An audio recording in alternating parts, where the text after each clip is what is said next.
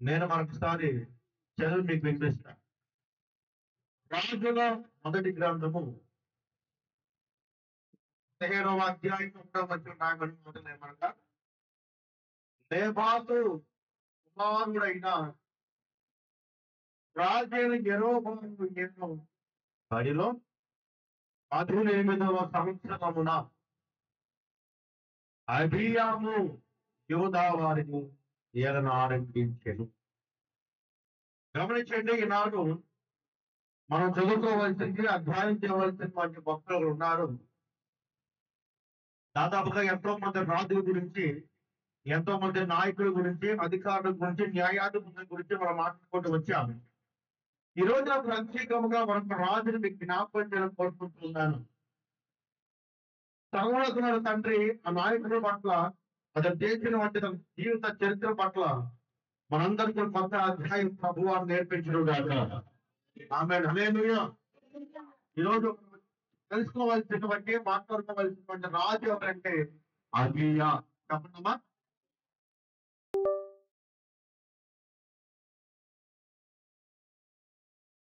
Hebrew భాషలో ఇతన్ని అభియాము అని పిలుస్తూ ఉండేవారు.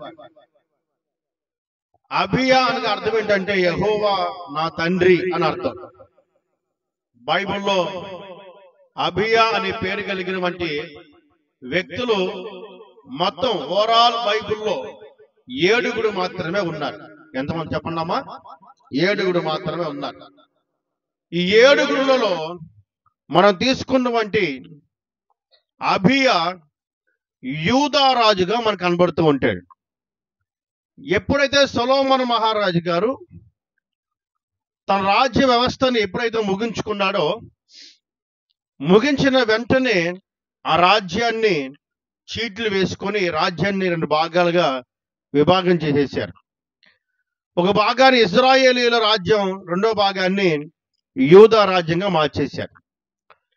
అయితే ఇశ్రాయేలు రాజ్యంలో ఉన్న రాజుగారికి, యూదాలో ఉన్న రాజుగారికి అస్సలు కూడా పొందనేది ఉండేది కాదు. ఇద్దరు కూడా పచ్చగడ్డి వేస్తే మండే అంత కోపంతో వాళ్ళు యుద్ధాలు చేసుకుంటూ ఉండేవాళ్ళు. రెహబాము యూదా వారికి రాజు అయితే, యెరోబాము ఇజ్రాయేల్ వారికి రాజు. యెరోబాము కాస్త శక్తి కలిగిన వాడు, ధైర్యం కలిగిన వాడు అయితే, రెహబాము కొంచెం వయసులో చిన్నవాడైనప్పటికీ ధైర్యం ఉన్నా కూడా యుద్ధమునకు కానీ లేదా యెరోబాము మీదకి వెళ్ళాలని కానీ ఉద్దేశంతో తక్కువగా ఉండేది.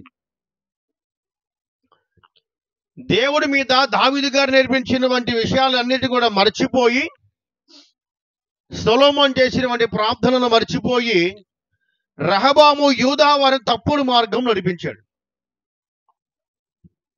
ఖాళీ స్థలాలలో, పెద్ద పెద్ద వృక్షాల కింద, ఎత్తైన కొండల పైన బలిపీఠాలు కట్టి, ప్రతిమలను పెట్టి, ఇదే దేవుడు అంటూ, ఇదే ఆరాధన చెయ్యాలంటూ, ఇదే మీకు సర్వం అంటూ ప్రజలకు ఏం చేశారంటే పరిచయం చేశాడు. పరిచయం చేసిన వెంటనే తన కుమారుడు కూడా తండ్రిని పట్టే కదా నడుచుకుంటూ వస్తాడు. తండ్రి బలహీనం తెలిసిన వంటి ఇజ్రాయెల్ రాజు అయిన వంటి యెరోబాము ఎన్నోసార్లు ఆ ప్రాంతానికి మొట్టమొదటి చేయడానికి వెళ్ళినా, యూదా వారు చేస్తున్నటువంటి ప్రార్థనల వల్ల ఇజ్రాయెల్ వారు ఎప్పటికప్పుడు ఓడిపోతూనే వస్తూ ఉన్నారు. ఎప్పుడైతే రెహబాము చనిపోయాడు అని తెలిసిందో, వెంటనే తన కుమారుడైనటువంటి అబీయాకు అభిషేకం ఇచ్చి సింహాసనం మీద కూర్చొని పెట్టారు. సింహాసనం మీద కూర్చొని పెట్టినటువంటి రాజుగారికి, అబీయాకి ఆ సమయంలో 18 సంవత్సరాలు.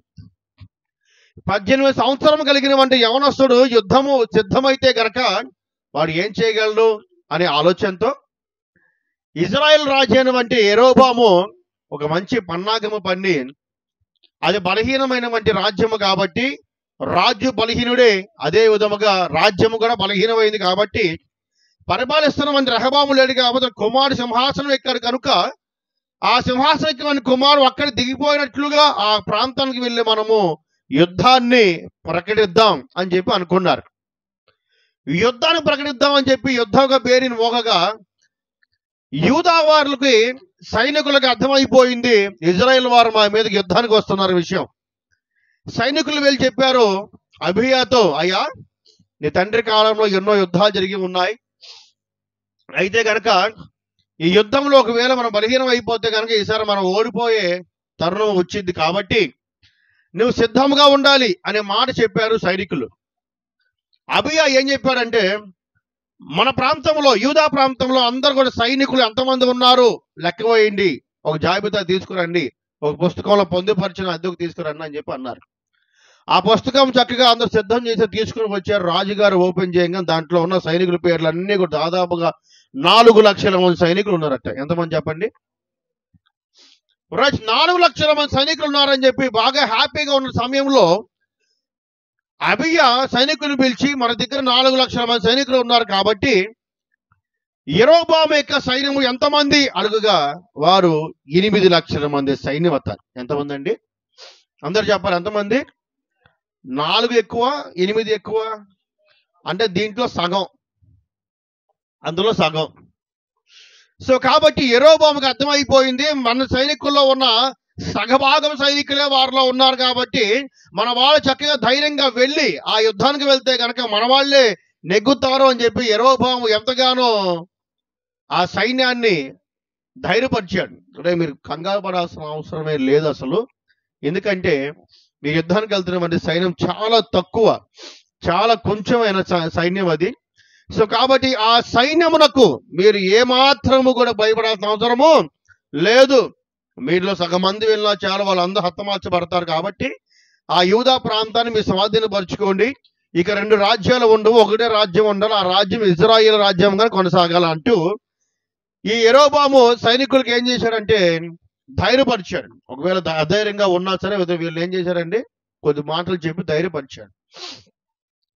ధైర్యపరిచినటువంటి సైనికులు అందరూ కూడా ఎప్పుడు వెళ్ళాలా, ఎప్పుడు ఆ ప్రాంతాన్ని ముట్టడి చేయాలి, ఎప్పుడు ఆ ప్రాంతాన్ని నాశనం చేయాలని చెప్పి ఆలోచిస్తున్నటువంటి సైనికులకి ఒక ధీటైన సమాధానం ఇచ్చాడు అబీయా. దేవునికి స్తోత్రం కలుగును గాక. హల్లెలూయా. ఇతడు తన తండ్రి యొక్క ఆలోచన కలిగి అతను చేసినటువంటి పాపాన్ని కొనసాగిస్తూనే ఉన్నాడు. కానీ ఇంకా చెప్పాలంటే కనుక దావీదు పోలిన వంటి నడకని తండ్రి విసర్జించాడు, కొడుకైన అబీయా కూడా విసర్జించాడు. అలాంటప్పుడు దైవత్వం అనేది అబీయాకు వచ్చిందంటావా? దావీదు గారిని అనుసరించలేదు, సొలొమోన్ గారిని అనుసరించలేదు.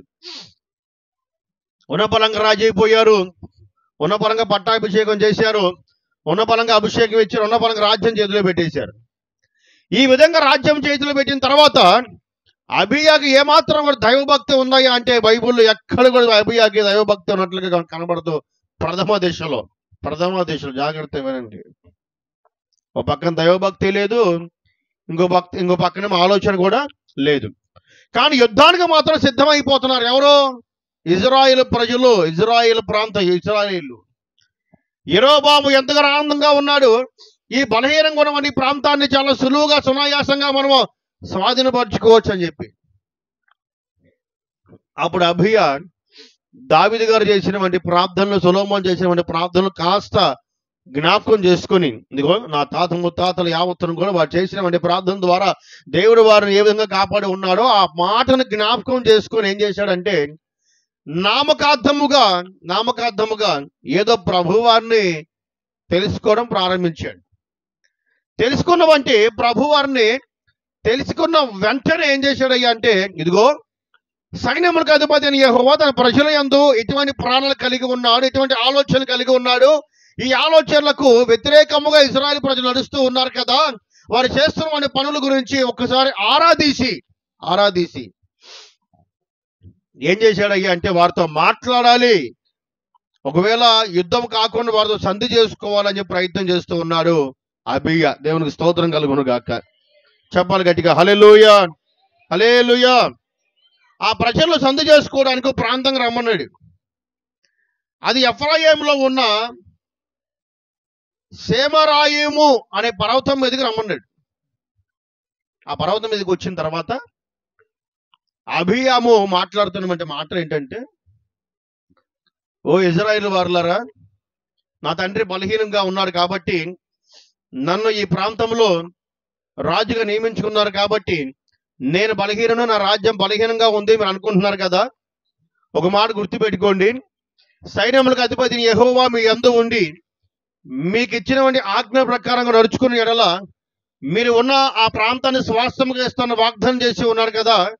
ఈ వాగ్దానములను, ఆ మాటలు సమస్తము మర్చిపోయి ఇష్టానుసారంగా జీవిస్తున్నటువంటి మీకు దేవుడు మాట్లాడుతున్నటువంటి విధానం ఏమనగా, ఇదిగో యాజకుల్ని మీరు పక్కకు తోలేశారు, దేవుడు మీకు ఇచ్చిన నిబంధన పక్కకు తోలేశారు, మీకు ఇష్టమైనటువంటి దూడలను పొట్టేళ్లను బంగారంతో ఏర్పాటు చేసుకున్నారు. యాజకులు పక్కకు తోలేసి మీకు ఇష్టమైన వారిని పెట్టుకుని వాళ్ళకి యాజకత్వం నేర్పించి వాళ్ళతో ఆ యొక్క మీరు నిలబెట్టినటువంటి ప్రథమలకి ఆరాధన చేపిస్తూ ఉన్నారు. ఇవన్నీ కూడా ఎవరు చూస్తున్నారయ్య అంటే ఆయన చూస్తూ ఉన్నాడు. అహరోను కుటుంబంలో, అహరోను వంశంలో ఉండవలసినటువంటి యాజకులు ఈనాడు మీ యొక్క ఇజ్రాయెల్ ప్రాంతంలో ఒక్కడు కూడా లేడు. సాధారణంగా ఎవరైనా యాజకత్వం చేయాలంటే కనుక అహరోను కుటుంబం నుంచి రావాలా. అది కొత్త నిబంధనలో కాదు, పాత నిబంధనలో బాగా ఎక్కువగా రాయబడి ఉంది యాజకత్వం గురించి. ప్రభువుని యేసు వారు యందు యాజకులుగా ఎవరు ఉండాలి, యాజకత్వం ఎవరు చేయాలంటూ ఉండగా అహరోను పెట్టినటువంటి కర్ర మాత్రం చిగురించింది. అక్కడ వేరే కర్రలు ఏవి కూడా చిగురించలేదు. దేవుడు ఎవరిని మెచ్చాడయ్యా అంటే అహరోను వంశం వారిని మెచ్చాడు ఆయన. అది ఎంతగా మెచ్చాడు, ఎంత ఎక్కువగా మెచ్చాడయ్యా అంటే ప్రాముఖ్యంగా నా మందిరమునకు, పరిశుద్ధమైన ఆలయమునకు రావాల్సింది ఎవరైనా ఉన్నారంటే కనుక వాడు లేవీలు మాత్రమే రావాలి. ఇంక ఎవడు కూడా రానే లోపలికి రాకూడదు. అటువంటి లేవీలు నువ్వు వెళ్ళగొట్టావు, అటువంటి యాజకులను వెళ్ళగొట్టావు, అటువంటి అహరోను వంశపు వారిని వెళ్ళగొట్టావు. ఇంతకన్నా శాపం ఇంకేమైనా ఉందా నీ ప్రాంతంలో? ఇంత పని చేసినటువంటి నీ జీవితంలో ఇంకా విజయము వస్తుందో నువ్వు ఏ విధంగా అనుకుంటావు చెప్పు అన్నాడు అబీయాము. ఎవరితో? స్తోత్రం కలుగునుగాక. ఆయన వయసు ఎంత, ఈయన వయసు ఎంత?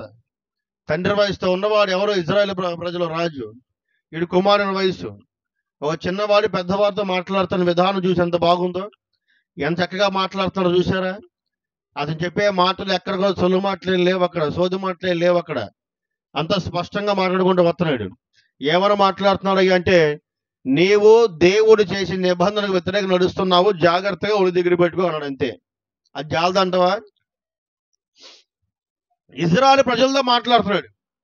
ఓ ప్రజలారా జ్ఞాపకం చేసుకోండి, యెరోబాము తన చెడ్డ స్నేహముతో జత కలుపుకొని వారును ఇరువురు కలిసి మీ జీవితాలను నాశనం చేయాలని కోరుకుంటున్నారు, మీ జీవితాలను వ్యర్థపరచాలని కోరుకుంటున్నారు. ఇజ్రాయెల్ ప్రజలారా గుర్తుపెట్టుకోండి, ఒకవేళ కనుక మీరు మా మీదకి యుద్ధంగా వస్తే కనుక మీరు ఒక్కరు కూడా మిగలకుండా దేవుడు చేస్తాడు.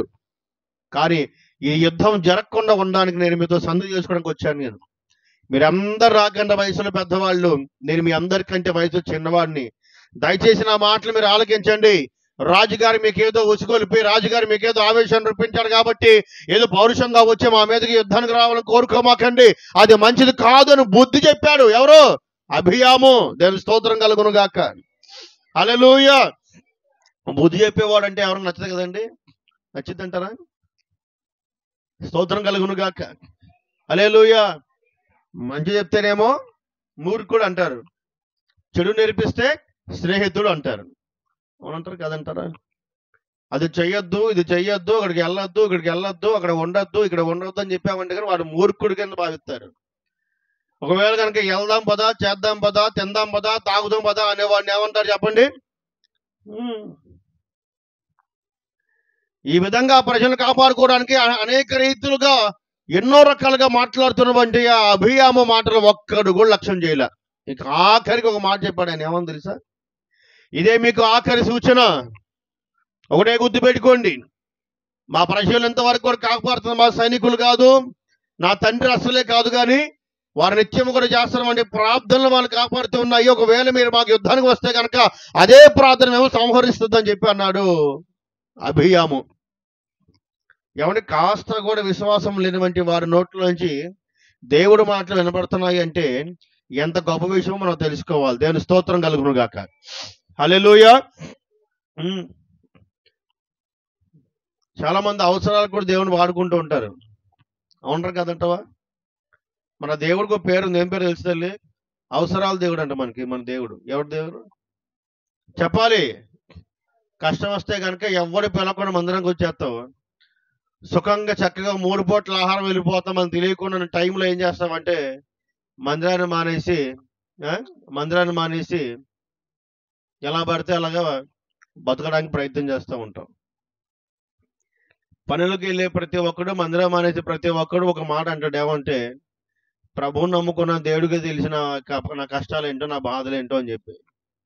ప్రభు ఏం చెప్పాడు? 6 రోజులు కష్టపడి 7వ రోజు తిరిగి రండి అన్నాడు ఆయన. అవునా కదా?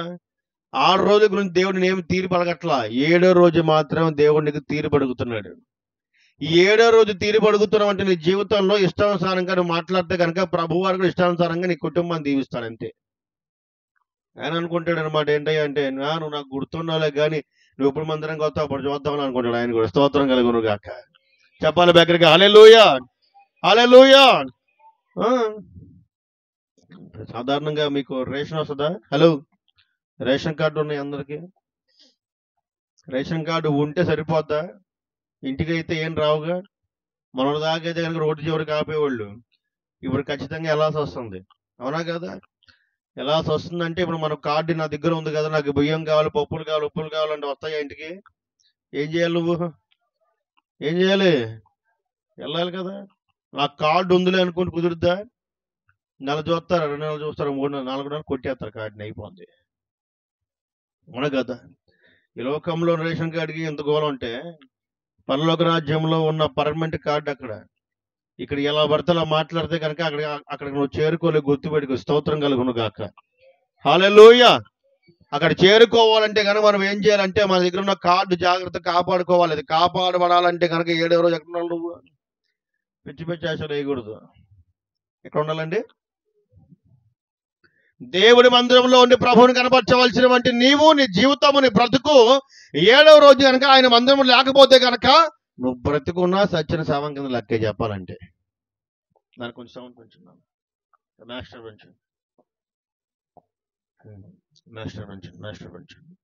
స్తోత్రం కలుగును గాక. హల్లెలూయా, హల్లెలూయా. ఒకసారి మనం పరిశీలన చేసుకోవాలి మన ప్రార్థన జీవితం ఏ విధంగా ఉందనేది. ఒక నామకార్థముగా అవసరమునకు దావీదు గారిని, సొలొమోను గారిని జ్ఞాపకం చేసుకుని కొద్దిపాటి ప్రార్థన నేర్చుకుని ఆ ప్రార్థన చేస్తున్నాం అంటే అభియాముగా ఎంత జ్ఞానం కలిగిన మాటలు వస్తుంటే 18 ఏళ్ళు కలిగిన వాడు ఆ యొక్క యూదా వారిని 3 ఏళ్ళు పరిపాలించాడండి. ఎన్నేళ్ళు? 3 ఏళ్ళు పరిపాలించాడు. ఈ 3 ఏళ్లలో ఆ ప్రాంతాన్ని తన శత్రువులు మొత్తం కడుక్కుంటూ పోయాడు. దేవుని స్తోత్రం కలుగును గాక. సాధారణమైన విషయం కాదండి. 3 ఏళ్ళు అంటే సాధారణమైన విషయం అనుకుంటున్నారు? 18 ఏళ్ళు కలిగిన వాడు, యుక్త వయసు కలిగిన వాడు, యవనస్తుడు, చిలిపి చేష్టలు, వికృతి చేష్టలు చేయాల్సిన వాడు ఏం చేస్తున్నాడు? రాజ్యాన్ని గురించి, రాజుగారి గురించి ఆలోచించడం ప్రారంభించాడు. 18 ఏళ్ళు కలిగిన వాడు ఏం చేస్తాడండి? వాడు రోడ్ల పడి తిరుగుతూ ఉంటాడు. మనం ఇప్పుడైతే కానీ రోడ్ల పడి తిరుగుతూ ఉంటాడు. అవునా కదా? చదువుకుండా సంజయ్ ఉండదు, ఏదో మూల కూర్చొని ఏదో పనులు చేస్తూ ఉంటాడు. అయితే తాగడం, లేకపోతే తిరగడం, లేకపోతే వ్యర్థమైన సహవాసాలు పట్టడం, లేకపోతే వ్యర్థమైన మాటలు మాట్లాడడం. ఏమండి? ఆ యూత్ ఈ యూత్ అని చెప్పి బ్యానర్లు వేసుకోవడం, తల్లిదండ్రులు పట్టించుకోకుండా వారిని అనేకమైన రీతిగా శోభ పెట్టి శోధ అనుభవిస్తూ, వాడి శోభను అనుభవిస్తూ వ్యర్థమైన చేష్టలు, వికృతి చేష్టలతో వారి జీవితాన్ని మోడువారిపోయి జీవితంగా మార్చుకునే వయసు అది. 18 ఏళ్ళ వయసు అంటే అంతే. ఆ యుక్త వయసులో ఉండవలసిన వాడు లోకమ్మ గురించి ఆలోచించకుండా ఒకే ఒక ఆలోచన కలిగి ఉన్నాడు. ఏంటంటే నా ప్రజలు, నా తండ్రిని నమ్మిన వంటి నా ప్రజలు, యూదా జనాంగమును ఏదో రకంగా కాపాడాలి, ఏదో రకంగా రక్షించాలి, ఏదో రకంగా వారిని, వారి కుటుంబ సభ్యులందరినీ కూడా నేను బదిలిపరచడం ఆలోచనతో ఉన్నాడండి. ఆ చిన్న వయసు కలిగిన వాడు. నీకు నాకు ఎంత? ఆడకంటే ఎక్కువగా వయసు. మనం ఇంకా ఎక్కువగా ఆలోచించాలి మన కుటుంబాన్ని గురించి. అవునా కదా? చెప్పండి అమ్మా. మన కుటుంబానికి ఇంకా ఎక్కువగా ఆలోచించాలి. నువ్వు నీ కుటుంబం ఏ విధంగా ఉంటుంది, కుటుంబంలో ప్రార్థనలు ఏ విధంగా చేస్తూ ఉన్నారు, నీ కుటుంబంలో అందరూ కలిసి ఎక్కడికి మందిరానికి వస్తున్నారో రావడం లేదా, వారి ప్రార్థన జీవితం ఎటువంటిది, వారి ప్రార్థన వైభవం ఎటువంటిది, వారి కుటుంబంలో ఎటువంటి శోధనలు ఉన్నాయి, ఏ బాధలు ఉన్నాయి, ఎందుకు వస్తున్నాయి, ఎందుకని ఈ శోధన, ఈ వేదన తొలగిపోకుండా అక్కడే ఉంటుంది.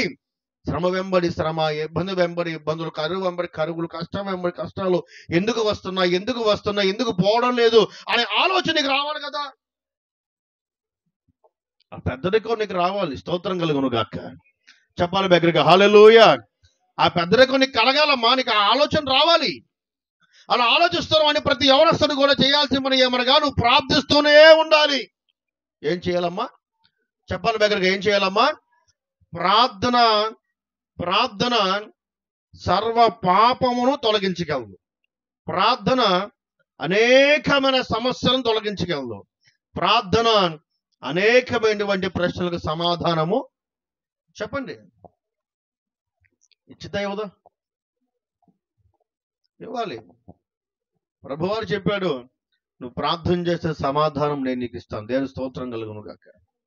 అడుగుడి మీకు, తట్టుడి మీకు, అడిగిన ప్రతి వానికి, అవునా కదా, అడిగిన ప్రతి వానికి ఇస్తాను దేవుడు వాగ్దానం వచ్చినప్పుడు ఎందుకనమ్మా మన జీవితంలో ప్రభువుని అడగలేకపోతాం చెప్పండి. ఈ అభియాము ప్రభువు అని అడిగాడు. ఏమడిగాడంటే, అయ్యా దయచేసి ఈ యూదా ప్రాంతం వారిని కాపాడయ్యా, యూదా ప్రాంతం వారిని కాపాడండి, యూదాలో జనాంగాన్ని కాపాడండి అనే ప్రార్థన పూర్వకంగా అడగడం ప్రారంభించాడు. దేవుని స్తోత్రం కలుగును గాక.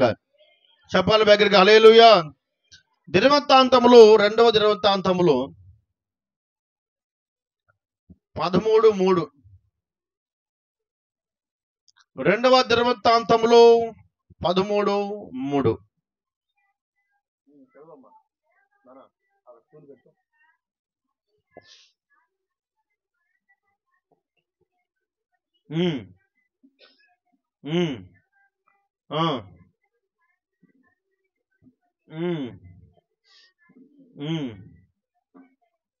దేవుని స్తోత్రం కలుగును గాక. హల్లెలూయా. హల్లెలూయా. ఇక్కడ జాగ్రత్త మనం గమనిస్తే గనక అబీయాకును యెరోబామునకు యుద్ధం కలగగా అబీయా 4 లక్షల మంది అయితే యెరోబాముకి ఎంతమంది అండి?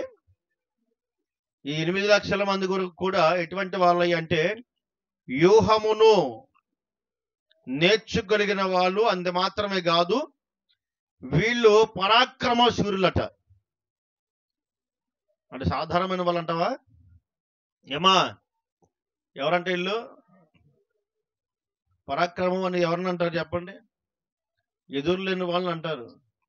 అసలు వీడు బయలుదేరాడంటే కనుక ఇక అపోజిషన్కి చవట్లే, అవునా కాదా?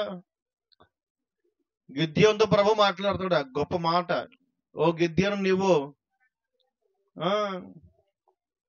నువ్వు బలహీనుడు కాదు, నేను పరాక్రమం కలిగిన బలాజ్యుడు అని దేవుడు మాట్లాడుతున్నారో లేదా? మరి ఆ మాట చిన్నదా పెద్ద?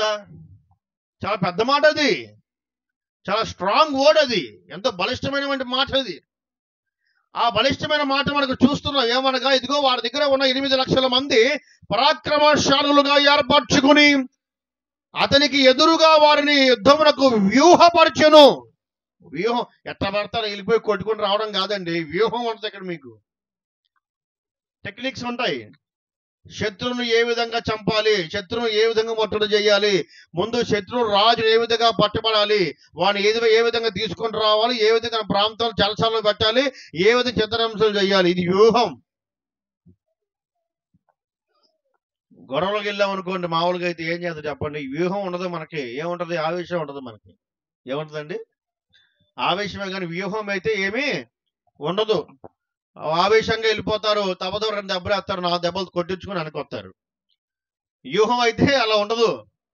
వ్యూహం అట్లా ఉండదు. నువ్వు కొట్టకపోయినా కొట్టినట్టుగా అనిపించాలి. అది వ్యూహం అంటే. స్తోత్రం కలుగును గాక. హల్లెలూయా. నువ్వు వెళ్ళకపోయినా వాడికి కనబడాలి. అది వ్యూహం అంటే. నువ్వు వాడికి కనబడకపోయినా రాత్రి అంతా వాడి కళ నువ్వే రావాలి. అది వ్యూహం అంటే. స్తోత్రం కలుగును గాక. నువ్వు తినకూడదు, నిద్రపోకూడదు, ఎక్కడికి వెళ్ళకూడదు, భయంతో సావాలి. అది వ్యూహం అంటే. ఆ విధంగా చెయ్యాలి వ్యూహం అంటే. ఓ వెళ్ళిపోయి నీ బలాలు చూపించుకోవడం కాదు. వ్యూహం అంటే అది.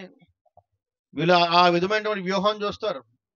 ఒకవేళ కనుక మనం శత్రువును ఓడించలేకపోతే కనుక దొంగ దెబ్బ తీసైనా మనం నగ్గాలి. ఆ దొంగ దెబ్బ ఏ విధంగా తీయాలి అనే విషయాల గురించి రాజుగారు చక్కగా ఎక్స్ప్లెయిన్ చేస్తున్నాడు వాళ్ళకి. ఎవరికి? సైనికులకి. 8 లక్షల మంది సైనికులకి ఒకే ఒకడు మాట మాట్లాడుతున్నాడు. ఎవరో? యెరోబాము. ఒరే, ఒకవేళ కనుక మీరు కనుక వారిని ఓడించలేకపోతే కనుక మీరు ఏం చేయాలంటే, ఒకడు రాజుగారికి వెనక్కి వెళ్ళండి, ఒకటి రాజుగారి ముందుకు రండి. ఒకవేళ రాజుగారి ముందు వాడిని సంహరిస్తే టైంకి ఆయన కూడా వచ్చి యేసు రక్తమే జయం. యుద్ధం సిద్ధమైపోయారు. అబీయా కొండ మీద నిలబడి మాట్లాడుతున్న ఒక్క మాట ఒక్కడు కూడా పట్టించుకోలేదు. వాళ్ళ మైండ్లో అంతా ఏముందయ్యా అంటే యుద్ధానికి వెళ్ళాలి, యుద్ధం చెయ్యాలి, యుద్ధానికి వెళ్ళాలి, యుద్ధానికి వెళ్ళాలి. మీకు చెప్పే కదే, దేవుడి మాటలేమో కఠినంగా ఉంటే అపవాద మాటలేమో తేనె వలె మధురంగా ఉంటాయట. ఈ తేనె వంటి మధురం కలిగిన మాటలు బాగా వినేసి మైండ్లో పెట్టేసుకున్న తర్వాత కఠినమైన దేవుని వాక్యం లోపల పంపించలేకపోతున్నాం మనం. అలా పంపించలేకపోతున్నాం కాబట్టి అబీయా చెప్పిన వంటి మాటలు ఎవరు లెక్క చేయకుండా తన నాశనాన్ని ఆయన తనే వెతుక్కుంటూ వెళ్ళారు, యుద్ధానికి వెళ్ళారు. యోధా వారి మీద యుద్ధానికి వెళ్ళారు.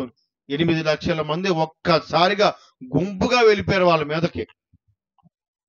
4 లక్షల మంది ఏం చేస్తూ ఉన్నారు అంటే బోర్లా పట్టుకొని కొంతమంది బోర ఊదగా అందరూ ప్రార్థన చేయగా యుద్ధము. చెప్పు, ఎవరి యుద్ధము? ఈడంత బలాన్ని తీసుకొచ్చాడు. 4 లక్షల మంది ఒక్కరు సావలేదు. ఇది తీసుకెళ్ళి 8 లక్షల మందిలో 5 లక్షల మంది చనిపోయారంట. ఎంతమంది అండి? ఇక్కడ ఒక్కరు కూడా గాయపడలా. ఎవరు?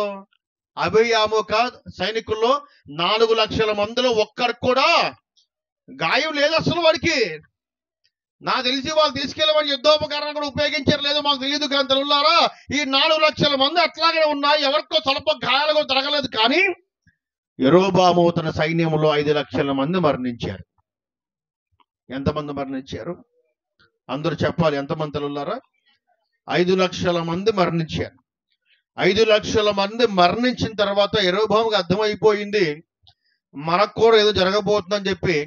మనోడు పారిపోతున్న సమయంలో అబీయాము వచ్చి ఒక్కసారి ముట్టగా అతని బదులుగా దేవుడు అతన్ని శిక్షించి అబీయాము బ్రతుకున్నంత కాలము యెరోబాము మంచం మీదే ఉన్నాడంట. అబీయాము తాను వృద్ధాప్యంలోకి వచ్చిన తర్వాత యెరోబాము దేవుడు ఏం చేశాడంటే ప్రాణమును తీసేశాడు.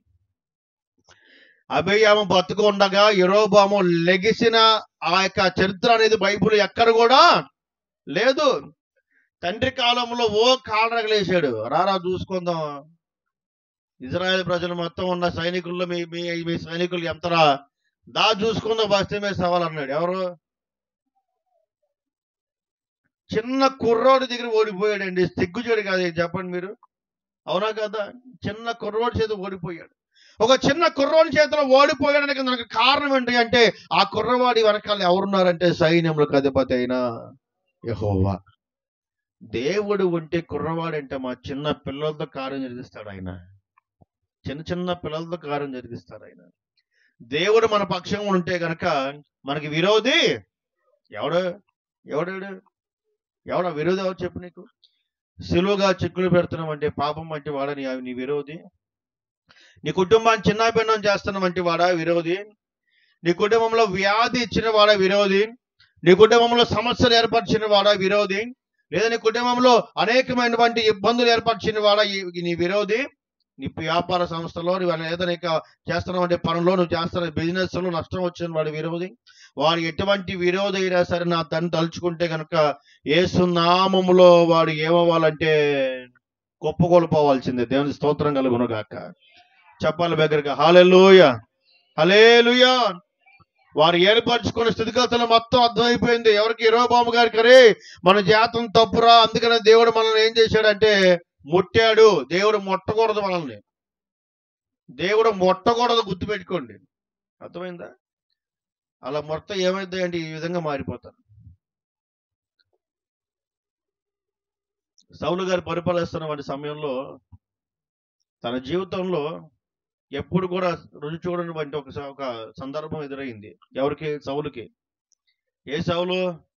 కొత్త నిబంధన సౌలు కాదండి, పాత నిబంధన సౌలు గారికి. ఫిలిస్టీన్ దగ్గర నుంచి ఒకడు వచ్చి నన్ను ఎదిరించే మగాడు ఎవరైనా ఉన్నాడని అడుగుతున్నాడు. ఎవడాడు? అది ఎదిరించే మగాడు రండ్రా అన్నాడు. సౌలు గారు సిగ్గేసేసింది. ఆడవడరా ఆ ప్రాంతం నుంచి వచ్చాడు, ఎలా అంటారు సైనికులారా అంటే సైనికులు అందరూ ఏమైపోయారు? నీరసించిపోయారు, అందరూ దడిసిపోయారు. ఎవరు చూసి? ఫిలిస్టీన్ రాజు అన్నాడు, ఏమని తెలుసా, ఇట్లాంటి గొల్లియాతులు నా దగ్గర కొన్ని లక్షల మంది ఉన్నారు, పంపించాలంటే అందరూ మర్త చేస్తారు, ఇప్పటికైనా సరే నువ్వు జాగ్రత్త పడి ఆ రాజ్యం నాకు ఇచ్చేసేమన్నాడు ఫిలిస్టీన్ రాజు. సౌలు అన్నాడు, ఏమంటే ఇక్కడతో అయిపోయింది ఏంట్రా, ఆగ్రా కథ అని చెప్పనేసి ఆయా ప్రాంతంలో ఉన్న రాజులతో సంధి చేసుకుని ఆయా ప్రాంతంలో ఉన్న సైనికులను తీసుకొచ్చి యుద్ధాన్ని పంపించాడు. వాళ్ళు కూడా ఓడిపోయారు. ఒక్కొక్క సందర్భంలో కండబలం కంటే బుద్ధి బలం ఎక్కువ ఉపయోగపడాలి. స్తోత్రం కలుగును గాక. అన్ని ప్రాంతంలో కండబలం అనేది పనికిరాదు, బుద్ధి బలం కూడా కావాలి. మనం మాట్లాడే మాటలతోనే చాలా గొడవలు ఏమవ్వాలంటే పరిష్కరించబడాలి. కేవలం కండబలంతో పరిష్కరించబడతాయంటే కనుక అది నువ్వు బతుకున్నంత వరకు అది కొనసాగుతూనే ఉంటుంది, కానీ ఎక్కడ కూడా అదే ఆగదు.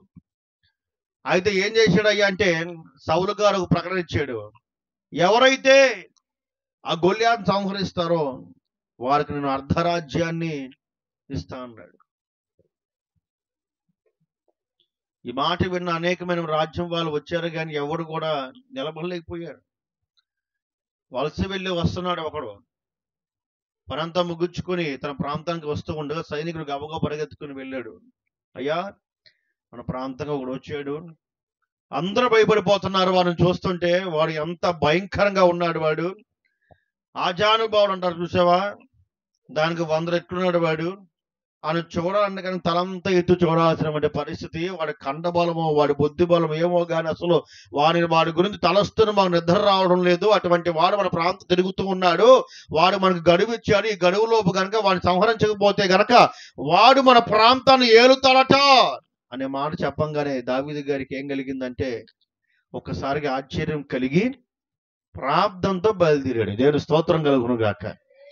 వెంటనే రాజ్యానికి వెళ్ళిపోయి సైనికుల్ని పిలుచుకొని రథాలు గుర్రాలతో ఏమండి ఈటెలతో యుద్ధోపకరణతో పోలా. కనీసం వచ్చినవాడు ఇంటికి కూడా పోలేదు. ఎవరో దావీదు గారు వచ్చినవాడు రాజు దగ్గర కూడా పోలా. సరాసరి ఎవరి దగ్గరికి వెళ్ళాడంటే, స్తోత్రం కలుగును గాక, వెళ్ళాడా లేదా? వెళ్ళాడు కదండి. మాటల్లో ఏమి లేవు, ఒకటే అన్నాడు, ఆయన యుద్ధానికి సిద్ధం అన్నాడు, ఒక్కడే వెళ్ళిపోయాడు. అక్కడ నవ్వుతున్నాడు, ఇక్కడ కూడా నవ్వుకోరా బాబు, ఆ నవ్వేది నేను చూపిస్తా అన్నాడు. వరలో ఉన్న చక్కగా ఏం తీశాడు, ఏసు రక్తం వేసాడు.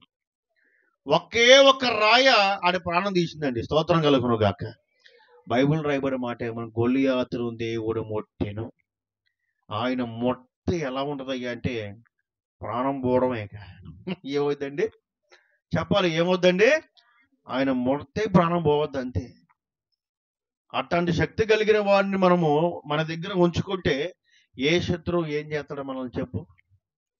అలాంటి శక్తి కలిగిన వాడు మన వెంట ఉంచుకుంటే కనుక మనకి ఏ సమస్యలు వస్తాయి, ఏ ఇబ్బందులు వస్తాయి, మనకి ఒకవేళ ఇబ్బందులు వచ్చినా శత్రువులు వచ్చినప్పుడు కూడా యెహోవాకు ప్రార్థన చేసినలా ఆయన చూసుకుంటాడు. నువ్వు చేయాల్సిన పని ఏమీ లేదు, ఆయన చూసుకుంటాడు. మొత్తం సర్వం ఎరిగే సర్వాధికారి ఆయన. ఆయనకి అంతా తెలుసు. ఆయనకి నువ్వు చెప్పాల్సిన అవసరం నీకు ఆయనకి ఏమి లేదు. నీ హృదయంలో ఏముందో ప్రభువు తెలుసమ్మా. నువ్వేమనుకుంటున్నావో ప్రభువు తెలుసు తల్లి. మందిరం కూర్చున్నావు నువ్వు అనుకున్నావు కానీ తల్లి, నీ మనసులో ఏమేమి రన్ అవుతున్నాయో ప్రభువు తెలుసు. నీ ఆలోచనలు ఏమేమి రన్ అవుతున్నాయో ప్రభువు తెలుసు. అవి కనుక మంచివైతే కనుక దేవుడు ఆమె అంటాడు, చెడైతే కనుక వేసేస్తాడు యేసునామములో. నేను స్తోత్రం కలుగును గాక. చెప్పాలి దగ్గరికి హల్లెలూయా. మన మందిరం దేనికి వస్తున్నాం అయ్యా అంటే మన ప్రభువుని స్తుతించాలి, గణపరచాలి. మనం కూడా దేవ మేము ఎక్కడికి వెళ్తున్నా సరే ప్రభు మీరు మా వెంటే రావాలి, మీరు మా వెంటే ఉండాలి అని ప్రభువు అని అడుక్కోవడానికి వచ్చాము మనం ఇక్కడికి. ఎలా వచ్చామండి? సిగ్గుపడుతున్నారా? సిగ్గుపడుతున్నారు ఏమన్నా? మందిరంకి వచ్చింది దేనికి? మనం అడుక్కోవడానికి వచ్చాము మనం ఇక్కడికి. మనం ఎవరో చెప్పండి, ఎవరం పెట్టిన మనం? ఇంకా చెప్పండి, మనం కూడా భిక్షం ఎత్తుకునే వాళ్ళమే. స్తోత్రం కలుగును గాక. ఇక్కడ భిక్షం ఎత్తుకుంటే బయట దొరగా బతుకుతావు నువ్వు. అర్థమైందా? ఇక్కడ దొరగా బతకాలనుకున్నా బయటికి వెళ్ళి ఏం చేస్తావు నువ్వు, అంతే సంగతి. స్తోత్రం కలుగును గాక. పాస్టర్ గారు మనల్ని భిక్షగాలు చేసేసారా, అడుక్కురోలు చేసేసారా పాస్టర్ గారు అని చెప్పి అనుకుంటున్నారేమో. సిగ్గుపడమాకండి, తప్పలేదు, అసలు ఏమి తప్పే లేదు. అసలు ఏది కావాలన్నా కూడా సమస్తం సమకూర్చేవాడు ఆయనే కాబట్టి ఆయన అందరం వచ్చి అడగడం తప్పేనా? ఉందా లేదా? ప్రభు ఏం చెప్పాడు? సమస్తము నీకు ఇవ్వడానికి నా దగ్గర సమృద్ధిగా ఉందమ్మా. నా దగ్గర ఎక్కడ కొరత లేదు, ఏమీ లేదు, సమృద్ధిగా ఉంది. నేను ఆకాశవాక్యం విప్పానంటే గనక పరజాలందు దీవెనయో ధనమును ధాన్యమును మీకు అనుగ్రహించబడతా. ఒకవేళ నేను నా గుప్పులు విప్పితే గనక దాని వల్ల మోయగలిగిన వాడు ఎవరు కూడా. ఆరోగ్యం కావాలా? సమృద్ధిగా ఇస్తాను. ఐశ్వర్యం కావాలా? సమృద్ధిగా ఇస్తాను. ఆశీర్వాదం కావాలా? సమృద్ధిగా ఇస్తా. నీకేం కావాలో సమృద్ధిగా ఇస్తా. కాకపోతే నువ్వు నాకు నచ్చినట్టుగా బతుకు చాలు, నాకు ఇష్టంగా బతుకు చాలు. అలా బతికితే నీకేం కావాలో నీకు ఇస్తాను. నాకు వ్యతిరేకంగా బతికావు అనుకోండి, నీకు వచ్చేది కూడా రాకుండా చేసేస్తాను. స్తోత్రం కలుగును గాక. చెప్పాలి దగ్గరికి హల్లెలూయా, హల్లెలూయా. సో కాబట్టి యుద్ధం నక్కాడు, ఆశీర్వించబడ్డారు. అభియామ యొక్క పరిపాలన అందరికి నచ్చింది. అందరిని కూడా చక్కగా దేవుడి యందు అందరిని నిలబెట్టాడు. ఒక నామకార్థంగా ఉండేవాడు దేవుడికి ఇష్టంగా జీవించడం ప్రారంభించాడు. తన కాలం ముగిసిపోయింది, తను మరణించాడు. యెరొబోయాముకు లేనివంటి ధన్యత అభియాముకు తగిలింది. అభియామును తీసుకెళ్లి దావీదు గారి సమాధి దగ్గర పాతి పెట్టారు. దేవుని స్తోత్రం కలుగును గాక. హల్లెలూయా. ఆయన తర్వాత ఆసా అని తన కుమారుడు రాజ్యంలోకి వచ్చేసాడు. వంశం అనేది ఎలా ఉండాలంటే ఆగిపోకూడదు, సాగిపోవాలా. ఎలా ఉండాలమ్మా? సాగిపోవాలా. నీ వంశం సాగిపోవాలి, ఆగిపోకూడదు. దేవుని ప్రార్థనలో ఒకవేళ కనుక దేవుడు రెహబాముని ఆ విధంగా ఉన్నాడు కాబట్టి తన కుమారుడైనా మారుతాడేమో అని అవకాశం ఇచ్చాడేమో.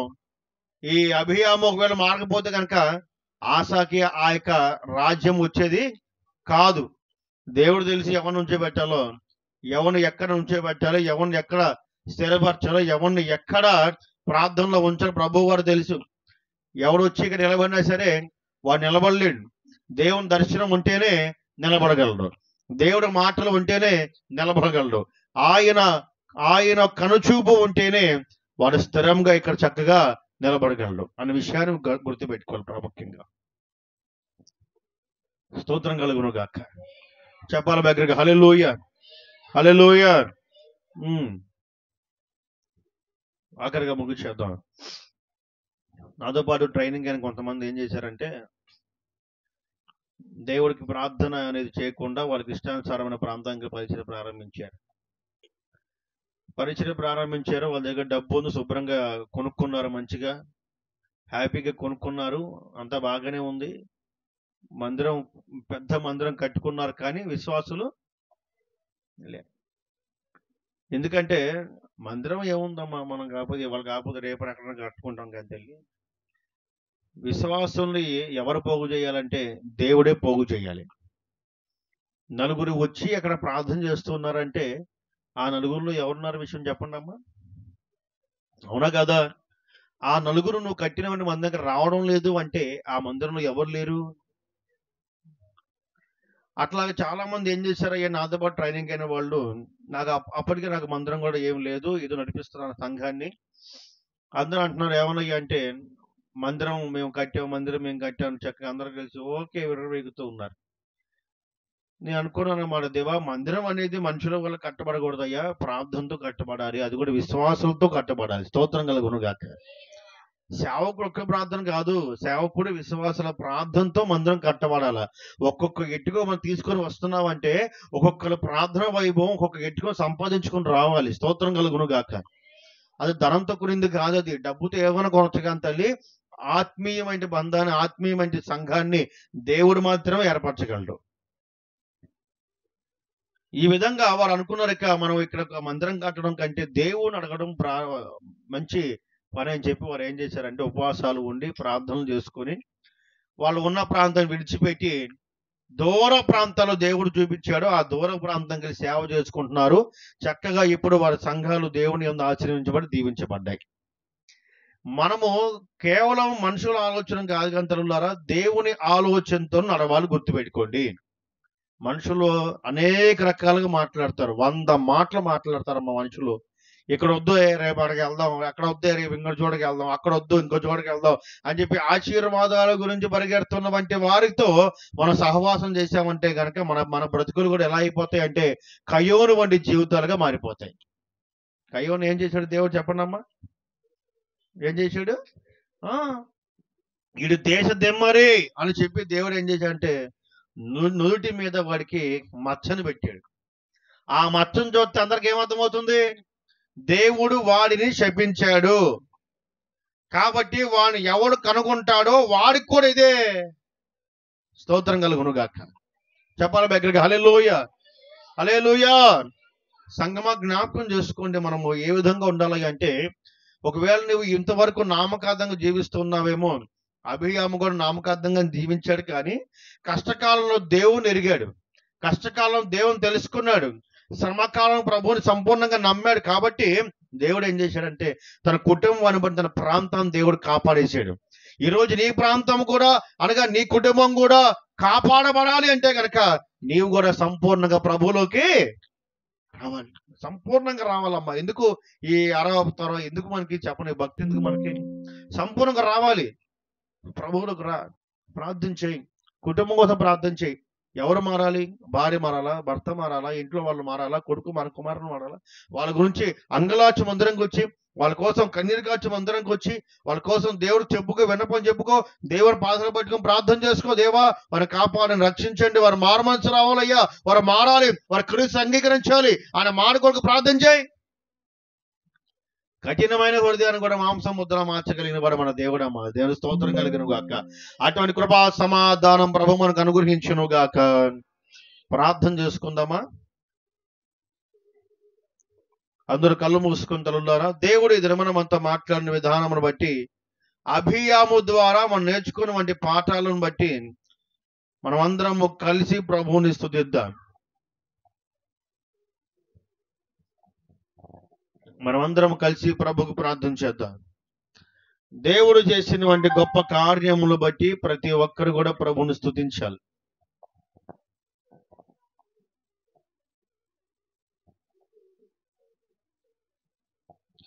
ప్రార్థించగలుగుతున్నావా? నువ్వు ప్రార్థన చేయగలుగుతున్నావా?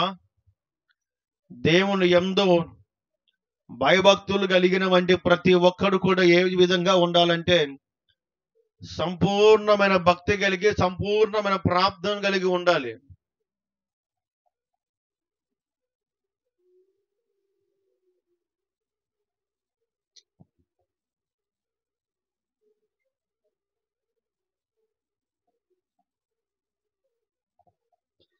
ప్రార్థన చేసుకుందాం. అందరు కళ్ళు మూసుకుందాం, ప్రార్థన చేసుకుందాం. అందరూ చక్కగా స్తుతి అని పలకండి. ఎవరు మౌనంగా ఉండొద్దు, అందరూ కనపరచాలి ప్రభువుని. రాజా, మీ కృపతో మమ్మల్ని జ్ఞాపకం చేసుకుంటున్నాయి తండ్రి. ఈనాడు ప్రభా మేమందరం కలిసి మీ నామ స్మరిస్తూ ఉండగా మా జీవితాల్లో, మా బ్రతుకుల్లో మార్పును కలిగించండి. ఒకవేళ మా జీవితాల్లో నామకార్థంగా ఉంటే కనుక మా జీవితాల్లో ప్రభా క్రైస్తవ జీవితంలో మెరుగుపరచమని ప్రార్థన చేస్తూ ఉన్నాం. మేము ఎక్కువగా ప్రార్థించాలి, మేము ఎక్కువగా పరిచర్లో ఉండాలి, మేము ఎక్కువగా మీ అందు పాలుభాగస్తులుగా ఉండాలి ప్రభా. మేము ఎక్కువగా ప్రార్థనలో ఉండాలి, మేము ఎక్కువగా నీ సహవాసంలో ఉండాలి. ఈ సహవాసం విడవక ఈ సహవాసమును ప్రభు హత్తుకొని దేవా ఇదే సహవాసంలో తండ్రి మేము మారు మనసు పొంది ఇదే సహవాసంలో మా జీవితాన్ని కట్టుకొని, ఇదే సహవాసంలో మా జీవితాన్ని ఆశీర్వాదంగా మార్చుకొని, ఇదే సహవాసంలో మారు మనసు పొంది, ఇదే సహవాసంలో బాప్తిసము తీసుకొని, ఇదే సహవాసంలో ప్రభు జీవితాంతము తండ్రి నాయన మేము మా ఇంటి వారము యెహోవాకు తండ్రి అయ్యా తన కృతజ్ఞత చెప్పేంతగా ఆశీర్వదించి మనం ప్రార్థన చేద్దాం.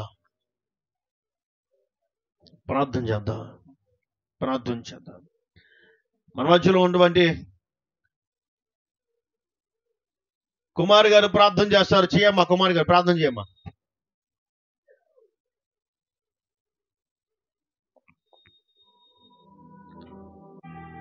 అందరూ స్తుతి అని పలకన్నమ్మా. ఎవరు మౌనంగా ఉండొద్దు, ప్రభువుని కనబరచాలి.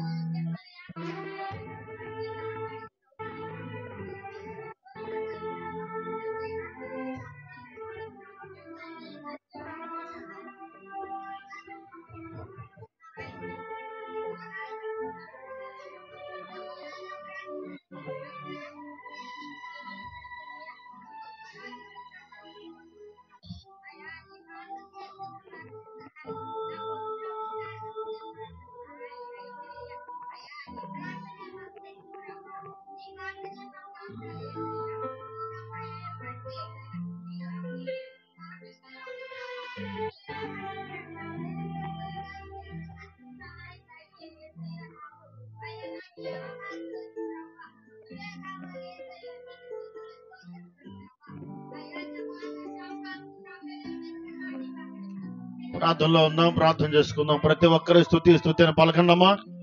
అందరు చక్కగా స్తుతి అని పలకాలి. ప్రతి ఒక్కరు పలకాలి.